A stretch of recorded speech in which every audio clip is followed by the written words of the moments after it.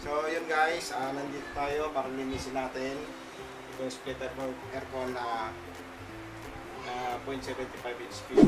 So ito po yung mga gagamitin natin guys. So na-order din sa online, pansahod po. Kung wala naman, pwede naman sigurong gumamit kayo ng plastic na pansahod dito. Pero kasi bumili ako ng pansahod. So itong pansahod na to guys, nabibili to sa online. Ayan. Po siya. Ganito po siya guys. Okay. So meron na siyang hose na kasama para sa drain ng tubig.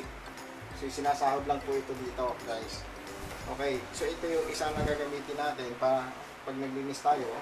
Siyempre guys, meron tayong Phillips screw pang baklas dito sa loob. Yan. So ito yun guys. Papaklasin natin yung tornilyo para matanggal ito. Housing. So, yun. And then, meron din po tayong pressure washer na gagamitin. At gagamit din po tayo ng ng tubig. Panghugas guys. Tsaka timba. So, yun guys. Bago natin umpisan po, patayin muna natin yung power. Yun po.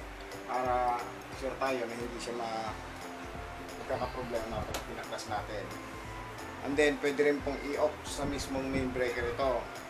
Ito guys, i-off natin sa main breaker para sure din po siya. Okay, yun po. Ito po ang start po niya guys, sa baklasin lang. Then, ito po yung isang tornilyo. Okay, dalawa.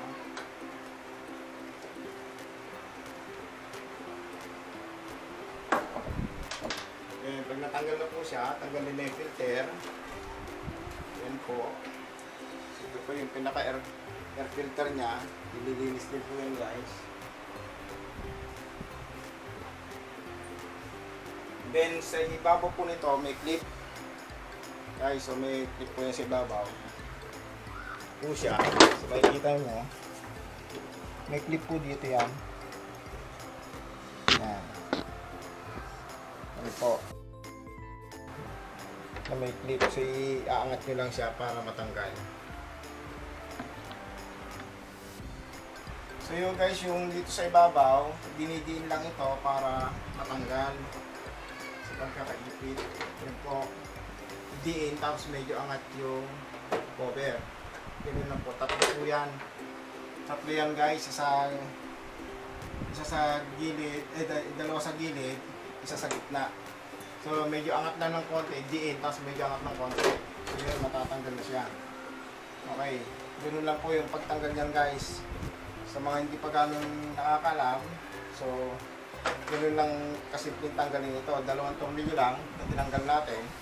Tapos, after nun, didiin mo lang ng bagya, sabay angat, ito, matatanggal na.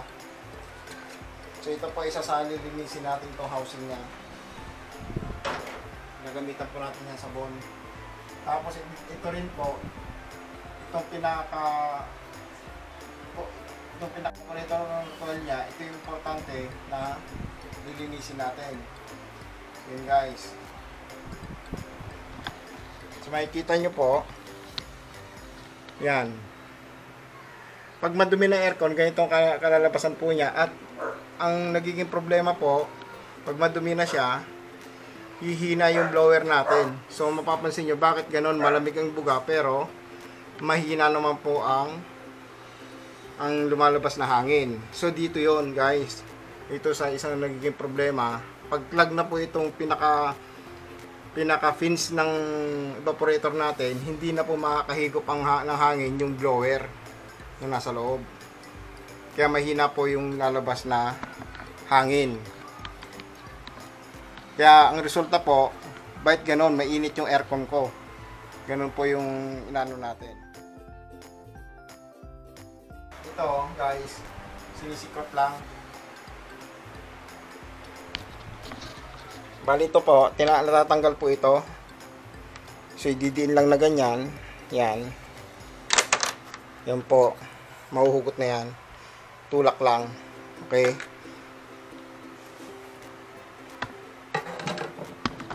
Yan po, tatanggalin din po natin ito guys. Yan. Tanggal po lahat yan. Yan guys, natatanggal din po ito. So, sinisikot lang din. So, makikita nyo po paano ko ginawa. Ito po siya guys. Yan. So, dito lang sinisikot yan guys. Yan. Ito lang po. Yan. Tatanggalin lang yan dyan. Sikot lang yan, tsaka dito, para matanggal ito. So, yan po. Gamitan lang po ng flat screw. Yan, ganyan lang. Yan. So, ganyan po guys. Ang pagtanggal yan. Then, ito, inaangat lang. Okay. Yan po. So, yun na yun. So, ganun lang kasimpleng tanggalin yan.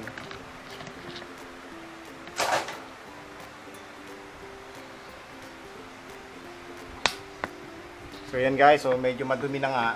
Kaya kailangan natin linisin kasi kaya mahina na rin kasi pati blower madumi na. So, kailangan natin tanggalin at linisin ito. Okay. Ngayon, kung hindi nyo kayang baklasin yung blower, pwede naman pong ganyan na siya, bugahan na ng ganyan. Ito yung simpleng way para mabugahan siya. Kasi yung drain naman po, ito naman po siya, huhugutin, dito natin papatuluin. Kasama yun dyan sa papatuluin.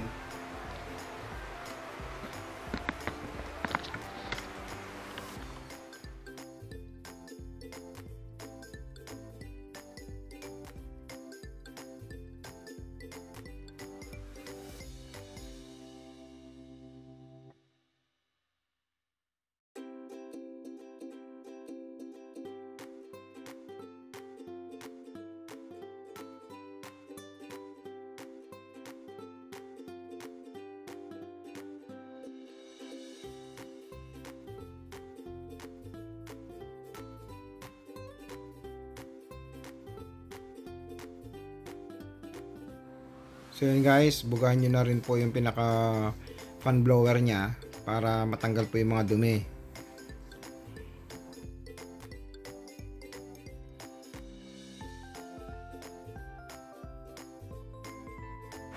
So yun po, tapos na tayo rito. Then ang gagawin na po natin, pupunasan na po natin ang basahan.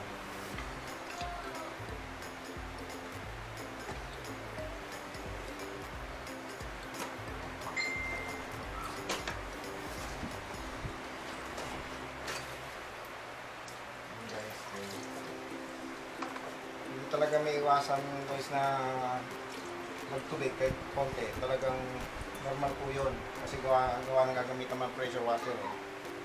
Hindi naman kasi ito pwedeng hindi ito gamitan ng pressure washer kasi hindi malilinis naman ito.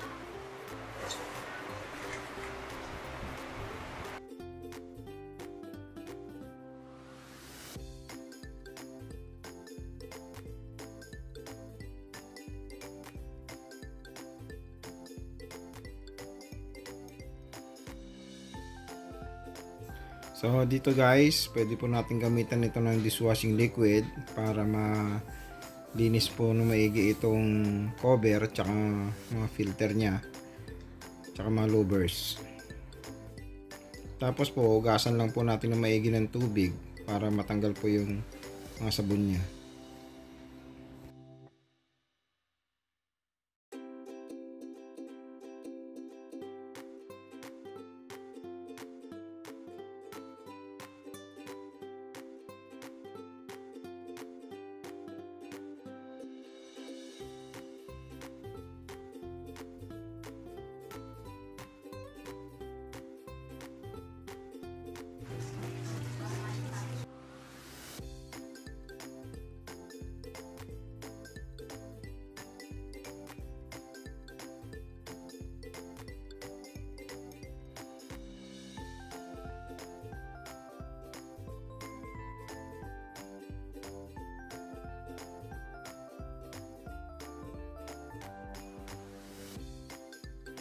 So yun guys, kung paano nyo mo tinanggal kanina, ganun din po ang pagbalik.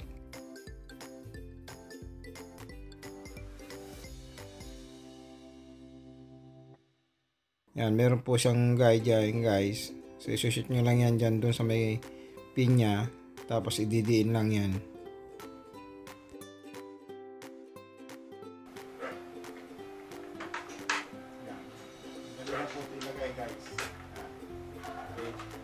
pinaka-luber niya guys. Yung isa ganun din. Same procedure. Tusok mo lang. Tapos, awit. Okay, ano lang. Yan lang kasi ito. So, hindi naman ganun kahirap maglinis po niyan. So, madali lang po linisin guys.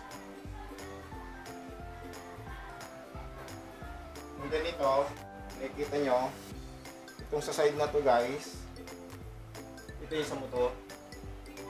Dito. So, yan. Tusok mo lang. Yung bubbles niya. Yung kawit. Kaya matakot na i-baluktot ng bagya. Hindi mo na mapapagiging. So, yun po yun.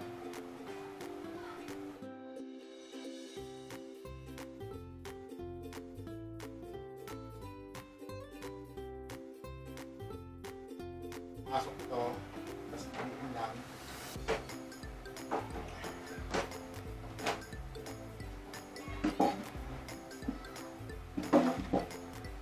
Kawit nyo lang dito sa itaas ulit, guys.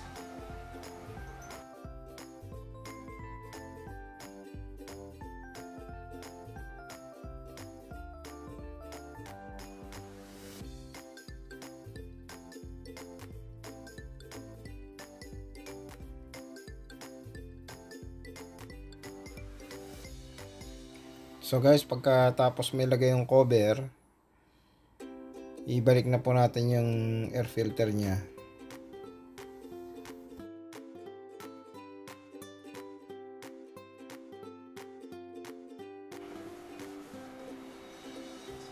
Yung mga pinagpakatalong-talong.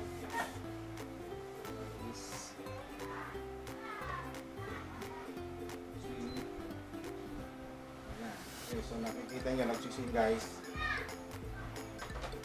Ito.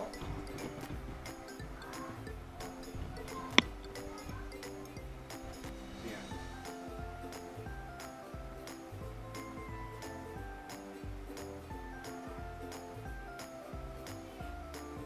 So, guys, ano naman tayo sa condenser niya. Hindi naman palilinisin natin kasi natapos na natin itong FCO. Magkasang ito, evaporator po ito. Yung ginawa natin. Kasi pag split type po, dalawa kasi yan. Isang evaporator at saka isang condenser. So doon naman po tayo sa condensing unit niya. Okay, guys.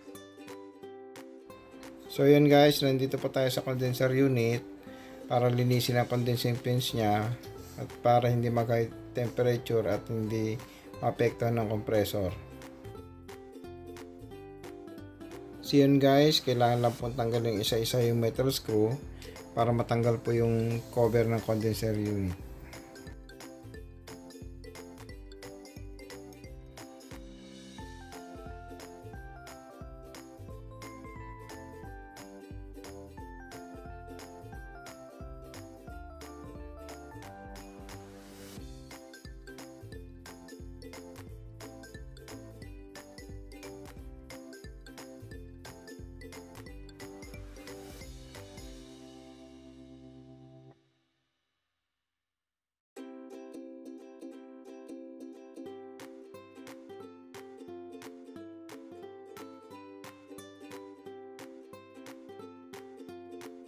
Bale ito guys, nakaklip lang. So nakaipit lang po siya sa dulo. Iangat lang po siya pag tinanggal.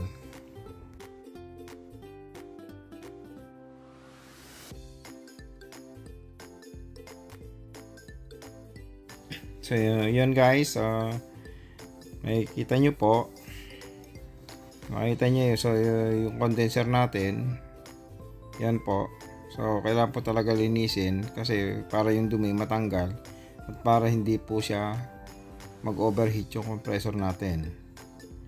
So, yun po guys. So, ready na po yung bugahan ng tubig guys na gamit ang pressure washer para malinis ng gusto.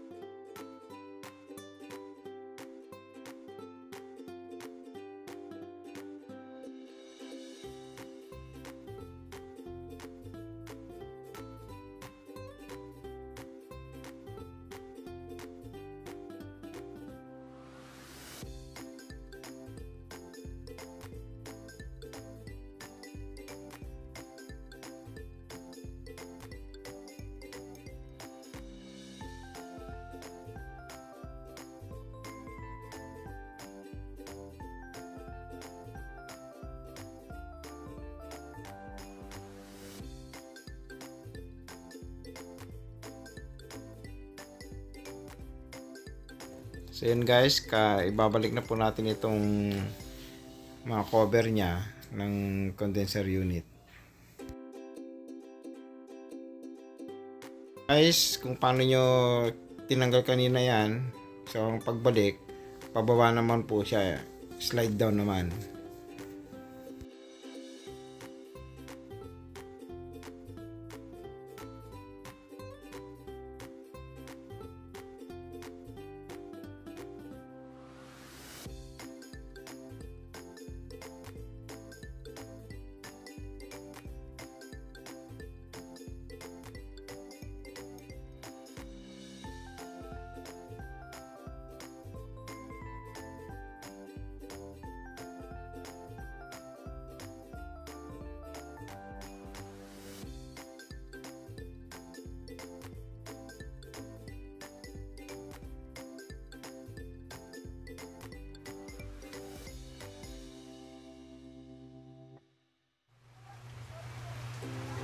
Guys, tapos na po natin nagawa ito. So, wow!